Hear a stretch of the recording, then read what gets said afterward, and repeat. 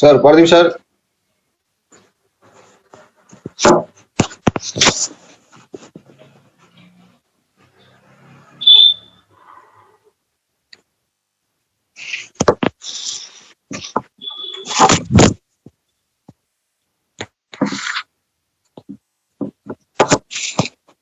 Hello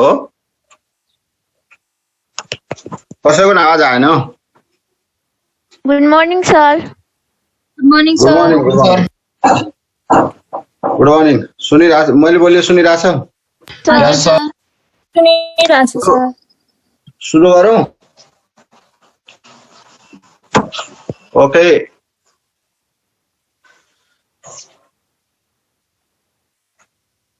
okay हामी हिजो Arrhenius theory of ionisation पढ्दै थियौं देयर आर 7 पोइन्ट्स मैले लेख्नु भएको धेरै मेहनत गर्नु भएको थियो आयोनाइजेसन हुन्छ भनेर त्यो बुकबाट हामीले चाहिँ मेन पोइन्ट्सहरु मात्रै पढेको आयोनाइजेसन भनेको के हो कसरी हुन्छ भनेर र it is related with dissolving of an electrolyte in a solvent electrolyte भनेको इलेक्ट्रोलाइट र नन इलेक्ट्रोलाइट थाहा हुनु पर्यो Arrhenius theory is not related with non electrolyte solution non इलेक्ट्रोलाइटमा होइन इलेक्ट्रोलाइटसँग मात्रै रिलेटेड छ र त्यही बेला त्यसैमा हामीले अब के मेन पोइन्ट्सहरु छ भन्दाखेरि पहिलो पोइन्टमा के थियो रे when an electrolyte is dissolved in a solvent it splits into two types of ions भनेको छ त्यहाँ सिम्बल दियो A plus B minus भनेर NaCl हो भने Na plus र Cl minus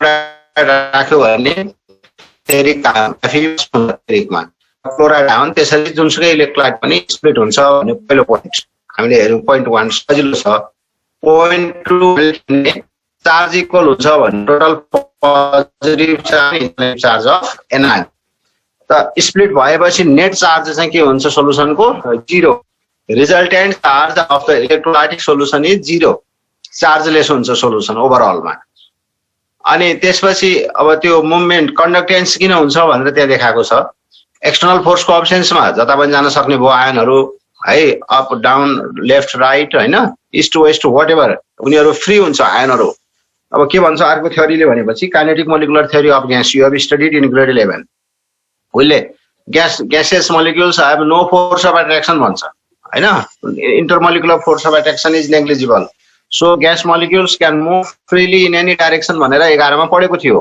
kinetic molecular theory like this त्यही अनुसार चाहिँ नि ions are free to move in dilute solution है like ideal gas molecule in dilute solution ions are similar उनीहरु जता पनि मुभ गर्न सक्छ in absence of external force but when you pass the electricity what happens their freedom is lost अब जता पनि move गर्न सक्दैन करेन्ट पास गर्यो भने केटायन्स मुभ टुवर्ड्स क्याथोड डाइरेक्सनल भयो अब त है फिक्स भयो र एनायन्स मुभ टुवर्ड्स एनोड त्यसरी जान्छ हामीले तेस्रो पोइन्ट हैन चौथो पोइन्टमा के भन्यौ इक्विलिब्रियम हुन्छ भनेको थियो मैले सुरुमा के भने इनिशियली त इक्विलिब्रियम हुँदैन इलेक्ट्रोलाइट डिजल्भ मात्रै हुन्छ but in saturated solution some ions produced may reunite to give back unionized electrolyte and so on फेरि केही मोलिक्युलहरु आयोनाइज हुने केही आयनहरु कम्बाइन हुने फेरि आयोनाइज हुने फेरि कम्बाइन हुने त्यही मोलिक्युल होइन त्यहाँ त धेरै संख्यामा छ आयनहरु पनि धेरै छ मोलिक्युलहरु पनि धेरै छ संख्या धेरै भए हुनाले त्यहाँ भएका धेरै संख्याहरु मध्ये सम आयन्स युनाइट कुनै कम्बाइन हुन सक्छ फेरि त मोलिक्युल बनाइदिन्छ भने केही मोलिक्युलहरु नयाँ बनेको अथवा पुरानो भाडा त्यहाँ रहेका भाडा इक्विलिब्रियममा भएको भाडा some molecules ionize to give back to give the ions the dynamic equilibrium हुन्छ भनेर त्यहाँ हामीले law of mass action apply गर्यौं है equilibrium constant or you can see ionization constant is this त्यहाँ भइसकेको छ नेक्स्ट आयो अर्को पोइन्ट के भनेको थियो भने इम्पोर्टेन्ट छ भने मैले 5 चाहिँ सोधेको पनि छ बेला बेलामा what is degree of ionisation भन्छ है त्यो डिग्री अफ आयोनाइजेसनको डेफिनेसन याद गर्ने you can write degree of ionisation is the number of moles ionised to the number of moles dissolved त्यो रेशियो भनेर याद गर्नु पर्यो योसँग रिलेटेड न्यूमेरिकल प्रब्लमहरु पनि सल्भ गर्नुपर्छ हामीले अलि पछि आयोनिक इक्विलिब्रियममा डिग्री अफ आयोनाइजेसन क्याल्कुलेट गर भनेर त्यहाँ अल्फा क्याल्कुलेट गर्ने छ त्यहाँ पनि सम्झ्यौ यो कुरो है र स्ट्रङ इलेक्ट्रोलाइटको लागि अल्फा नियरली 1 हुन्छ किन राखे जति सबै आयोनाइज हुन्छ अथवा डिजल्भ भए जति सबै आयोनाइज हुन्छ स्प्लिटिङ हुन्छ स्ट्रङ चाहिँ स्ट्रङ इलेक्ट्रोलाइट के हो भनेर पहिला पढाइ भइसक्यो र for weak electrolyte it is far less than 1 को नजिक पुग्दैन निकै कम हुन्छ भन्ने मैले भनेको थिएँ नि हिजो 2% होला 6% होला 15% पुग्ला हैन आयोनाइज जति भए पनि 1 को नजिक पुग्दैन विकको केसमा र इन्फाइनाइट डाइल्युसन के हो भनेर पनि पढाएँ मैले हिजो त्यो इम्पोर्टेन्ट छ थाहा पाउनु पर्छ इन्फाइनाइट डाइल्युसन भनेको state of the solution whose conductance remain constant on further addition of the solvent एउटा यस्तो अवस्था जहाँ solvent जतिसुकै राख्दै गए पनि conductance चेन्ज हुँदैन भने त्यसलाई इन्फाइनाइट डाइल्युसन भन्छ साइन्टिफिक डेफिनिसन त्यो हो 5 वटा पोइन्ट 6औं पोइन्ट के थियो त हिजो हामी कुरा गर्दै थियौं the ions behave as molecules सोलुसनमा त्यो आयनहरुले मोलिक्युलको जस्तो व्यवहार देखाउँछ and effect the colligative properties like depression of freezing point, elevation of boiling point, lowering of vapor pressure and osmotic pressure. अब मैले जो vapor pressure के हो पनि पढाएँ अब boiling point के हो र कसरी हुन्छ मैले के भने solution of the electrolyte boils at higher temperature than the pure solvent. एउटामा पानी मात्रै र अर्कोमा कपर सल्फेट सोलुसन उमाल्ने हो भने boiling point of copper sulfate solution is greater than the boiling point of pure water. किन यस्तो भयो भन्दाखेरि because the ions block the surface from where through which vaporization cannot take place. त्यहाँबाट vaporization हुन सक्दैन र vapor pressure low हुन्छ. Vapor pressure of solution is always less than the vapor pressure of pure solvent, but the solution must contain non-volatile solute, or you can say boiling point of solution containing non-volatile solute is always less than the boiling point of solution containing non-volatile solute is always greater than the boiling point of pure solvent because of lower vapor pressure. Solution को vapor pressure कम भयो हुनाले boiling point बढी हुन्छ. त्यसलाई elevation of boiling point भनेको. त solution को vapor pressure कम भएर boiling point बढ्यो. Solution को vapor pressure कम भएर freezing point घट्यो. अब solution को vapor pressure कम भएको हुनाले osmosis हुन्छ. Osmotic pressure त्यहाँ भनेको छ के रे osmotic pressure भनेर है. अब osmosis के हो थाहा छ पढाइ छ बायोलोजीमा बटनीमा. Osmosis भनेको flow of solvent molecule from its region of higher concentration to the lower concentration through semi-permeable membrane. बढी solvent भएकोबाट कम solvent भएकोतिर जाने. अब osmosis को क्राइटेरियाहरु छ. एउटा के भयो during osmosis solute particles are not allowed to move, not allowed to cross the barrier. Solute पार्टिकलहरु solute भनेको थाहा छ है जुन हामीले डिजल्भ गर्छौं जस्तै कपर सल्फेट हो भने कपर आयन र सल्फेट आयनलाई मुभमेन्टको अनुमति हुँदैन. पहिलो शर्त osmosis is the process in which solute particles are not allowed to move. एक दोस्रो कुरा के भयो त only solvent molecules can move. त्यसमा solvent molecule को मुभमेन्ट हुन्छ. त osmosis मा हामीले सेमी परमेबल मेम्ब्रेन युज गरेर सोल्भेन्ट र सोलुसनलाई छुट्यायौं भने प्योर सोल्भेन्ट 100% एकातिर अर्कोतिर सोलुसन छ भने सोलुसनको भेपर प्रेसर कम छ किन सोलुसनमा त सोलुट पार्टिकल छ जसले सरफेस ब्लक गर्छ. त भेपर प्रेसर कम भयो हुनाले what happens because of lower vapour pressure of the solution solvent molecule move from pure solvent to the solution. त्यो पनि osmosis हो. अथवा we have two solutions A and B. Suppose solution A is concentrated more conc, solution B is dilute. और dilute भनेको त्यसमा solvent बढी छ भनेको high solvent छ dilute हुनु भनेको है. त if we separate two solution having different concentration by semi permeable membrane what would happen? Again solvent molecules will move from dilute solution to the conc solution through semi permeable membrane. अब यो movement कहिले सम्म हुन्छ त unlimited हुन्छ पुरै सोल्भेन्ट चाहिँ move गर्छ भन्दाखेरि no. osmosis takes place unless the vapor pressure is equalized. दुवैतिरको भेपर प्रेसर बराबर भयो भने osmosis अटोमेटिकली स्टप हुन्छ. त अब यो पनि हामीले चाहिँ नि फो कोलिगेटिभ प्रोपर्टिज हुन्छ भनेर मैले हिजो भन्दै थिएँ. अब मैले सर भन्दिएँ के हो भनेर र त्यसमा चाहिँ नि आयनले बिहेभ गर्छ मोलिक्युल जस्तो. Next point of Arrhenius theory of ionization, 7th one is the properties of electrolytes in solution are the properties of ions. For example, aqueous solution of chromium sulfate is green in color due to chromium ions. The properties of electrolytes in solution are the properties of ions. अब यसलाई के बुझ्नु पर्यो सोलुसनको property भनेकै आयनको property हो copper sulphate solution कस्तो हुन्छ blue किन ब्लू भयो copper sulphate because of cupric ion Cu++ ले गर्दा ब्लू देखिएको हो अब सल्फेटले होइन फेरि सोडियम सल्फेट सोलुसन कलरलेस हुन्छ पानी जस्तै हुन्छ alkali metals do not have specific colour alkali metal कम्पाउन्ड्सहरु कलरलेस हुन्छ हैन उनीहरुको डी अर्बिटलमा इलेक्ट्रोन छैन अथवा valence D orbital is vacant अब कलर हुने चाहिने डी ब्लक एलिमेन्टको प्रपर्टी हो पेरियोडिक टेबलमा पढेको होला है कपर सल्फेट ब्लू हुने कारण कपर आयनले अब KMnO4 पिंक हुन्छ हैन K+MnO4- K+ ले होइन pink colour is due to MnO4- म्याग्नेट आयनले है अब फेरिक क्लोराइड ब्राउन हुन्छ अथवा फेरिक हाइड्रोक्साइड ब्राउन हुन्छ बिकज अफ फेरिक आयन त जुन सोलुसनको प्रपर्टी हो त्यो प्रपर्टी भनेकै आयनको प्रपर्टी त्यसैगरी त्यहाँ क्रोमियमको ग्रीन हुन्छ भनेर लेखेको छ because of chromium ion zinc sulphate is colourless because of zinc ion त अब यो 7 पोइन्ट्सहरु याद गर्ने main points of Arrhenius theory of ionization once read more केही छ भने फेरि हामी डिस्कस गर्छौं अब नेक्स्ट इज ड्रब्याक्स के छ त यसको है ड्रब्याक्स of Arrhenius theory of ionisation के कमी छ भन्दाखेरि त्यहाँ दुईटा पोइन्टहरु नोट गरिदिएको रहेछ even though Arrhenius theory explains the phenomenon of ionisation and the colligative properties of electrolyte however it suffers from following drawbacks भनेछ मैले हिजो पनि भने फेरि रिपिट गर्दिन्छु यो कोलिगेटिभ प्रपर्टिजहरु ब्याचलरमा in medical science in engineering in natural science जुनसुकैमा जाँदा पनि there is a separate topic छुट्टै छ त्यहाँ आउँछ चारवटा हुन्छ त पनि भन्ने मैले र अब मेन ड्रब्याक्स के रहेछ भन्दाखेरि Arrhenius theory of ionization can not be applied for strong electrolyte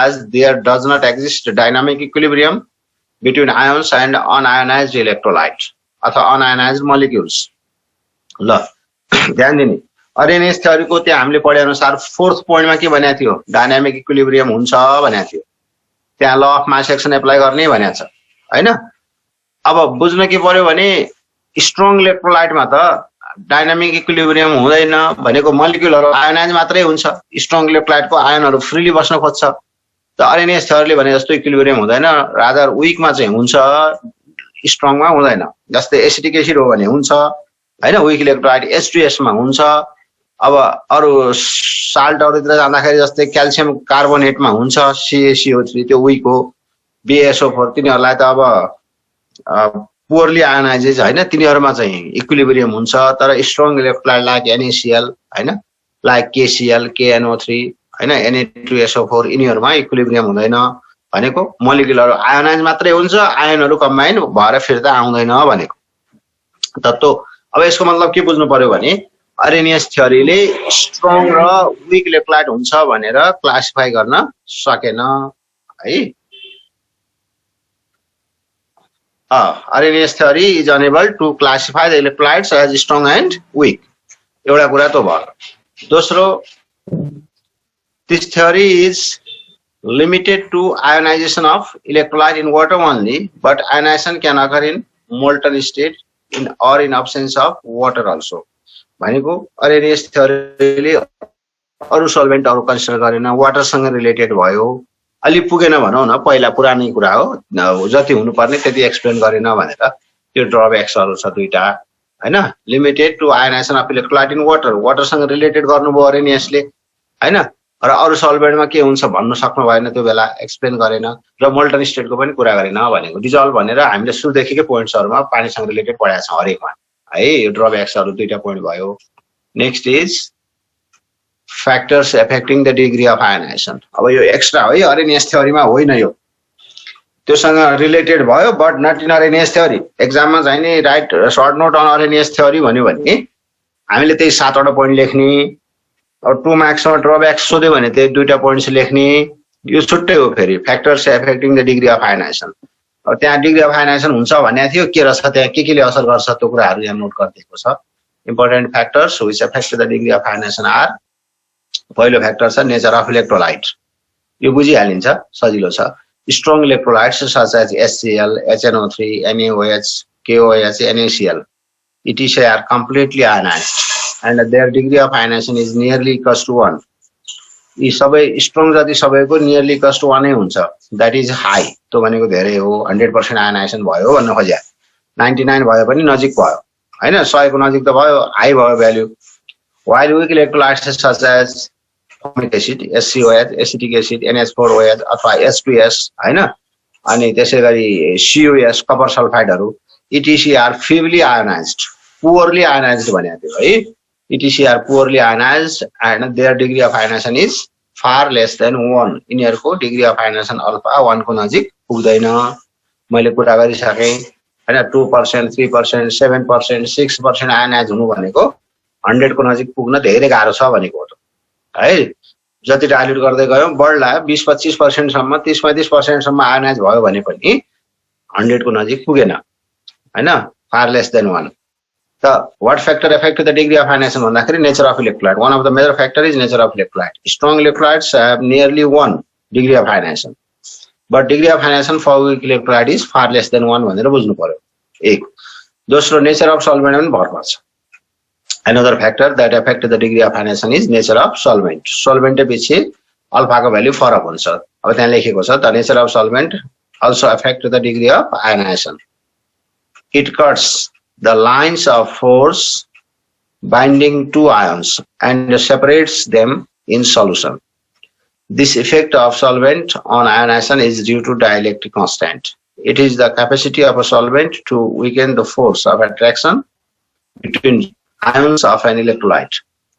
Higher is the dielectric constant of a solvent, higher will be its ionizing power. For example, water is good ionizing solvent since it has high dielectric constant. Water dielectric constant 80, while the dielectric constant of vacuum is the least, that is 1. Thus, there is no ionization in vacuum भनेको छ है। सल्भेन्टै पछि फरक हुन्छ। जस्तै NaCl ionic compound हो, त्यसलाई वाटरमा राख्यो भने degree of ionisation is nearly equals to 1 भयो। त्यही NaCl लाई अल्कोहलमा राख्ने हो भने अल्कोहलमा अब अल्कोहलको पोलारिटी कम छ, डाइलेक्ट्रिक कन्स्टेन्ट कम छ अल्कोहलको, the sodium chloride ionizes poorly in alcohol है, अथवा इथर बेन्जिन तिनीहरुमा राख्यो भने आयनाइजेसन घट्छ अथवा आयनाइज हुन सक्दैन। त NaCl is weak electrolyte in ether अथवा benzene, but NaCl is strong electrolyte in water because in water it ionizes almost completely and the degree of ionization is nearly 100. But in alcohol अथवा organic solvent भनौं न, alcohol भयो, carbon tetrachloride CCl4 भयो, बुझ्दै जानुपर्छ है organic सल्भेन्टहरु पनि। Alcohol is organic solvent, carbon tetrachloride is organic solvent CCl4, ether is organic solvent. हेरेर युज गर्छ कुन ठाउँमा के चाहिन्छ भनेर। बेन्जिन इज अर्ग्यानिक सल्भेन्ट हैन, तिनीहरु अर्ग्यानिक कम्पाउन्ड हो, सल्भेन्टको रूपमा पनि काम लाग्छ। त सल्भेन्टको रूपमा काम लागे पनि they are being less polar or non polar हैन, they have low dielectric constant and ionic compounds behave as weak electrolyte in those solvents. त्यसमा आयो नेचर अफ सल्भेन्ट भनेको number 1 nature of electrolyte, number 2 nature of solvent है। अब अर्ग्यानिकमा पनि अलिकति थप कुराहरु बुझ्दै जाने हो भने अल्कोहलमा पोलारिटी छ, to some extent you have studied hydrogen bond हैन, OH पोलर ग्रुप हो, O इलेक्ट्रोनेगेटिभ हुन्छ, H चाहिँ electro positive, del positive del negative, del भनेको थोरैले पोजिटिभ हैन। अल्कोहलको जुन OH फंक्शनल ग्रुप छ, O मा अलिकति नेगेटिभ चार्ज हुन्छ पार्शियल, H मा अलिकति पोजिटिभ चार्ज हुन्छ। त OH functional group being polar, alcohol have some polarity हैन, बट CCl4 कार्बन टेट्राक्लोराइड जहाँ net dipole moment is 0, vector quantity भए हुनाले पढेको होला 11 मा, CCl4 मा हैन net dipole moment is 0, so it is non polar solvent. Carbon tetrachloride निकै युज गर्छ मार्केटमा हैन। त्यसैगरी इथर डाइथाइल इथर छ C2H5 हो, C2H5 त त्यो पनि नन पोलर सल्भेन्ट हो, त्यहाँ पनि पोलारिटी छैन, सिमेट्री अफ द मोलिक्युल ज्योमेट्रीहरुले।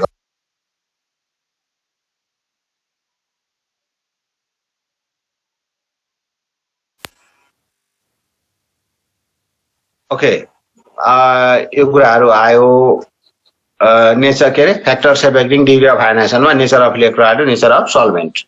मैले त्यो पोलर र नन पोलर भने हैन। नेक्स्ट अब हेरौं त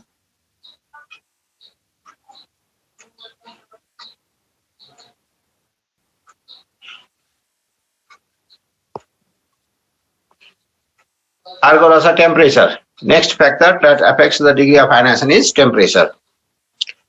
With rise in temperature the degree of ionization increases. स्वाभाविक हो हैन.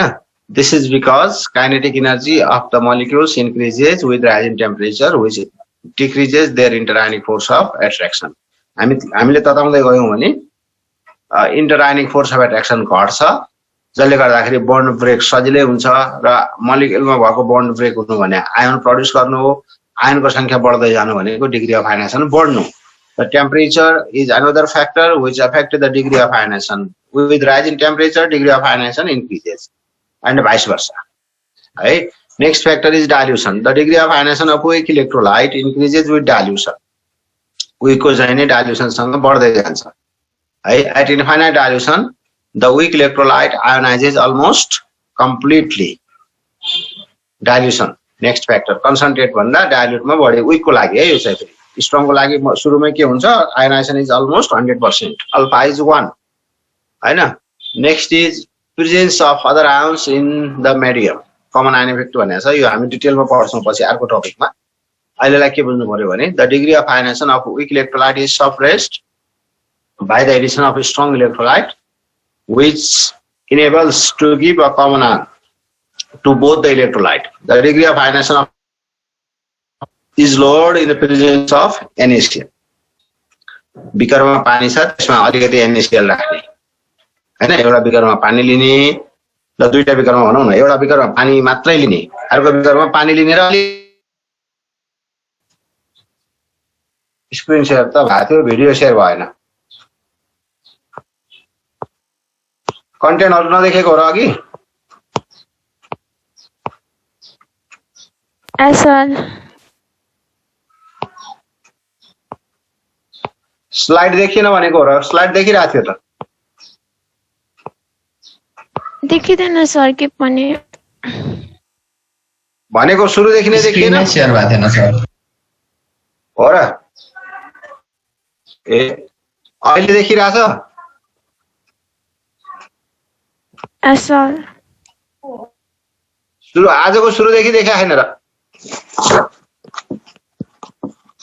होइन सर डिफरेन्स बिट्विन बाट हो. ओके डिफरेन्स बिट्विन बाट देखिएन ल. डिफरेन्स बिट्विन यो भयो हैन के ए हैन यो त अघि आइसक्यो. ओके ओके डिफरेन्स बिट्विन बाट नदेखेको यहाँसम्म भयो हैन. Differences between ionisation and dissociation भयो नि हैन. कसैको नि आवाज आएन के भयो अनम्युट गर्नु पर्यो. सबैलाई म अनम्युट गर्छु टाइम पनि सकिला आछ फेरि. अहिले देखिरहेछ अनम्युट. यस सर. सर देखिरहेछ.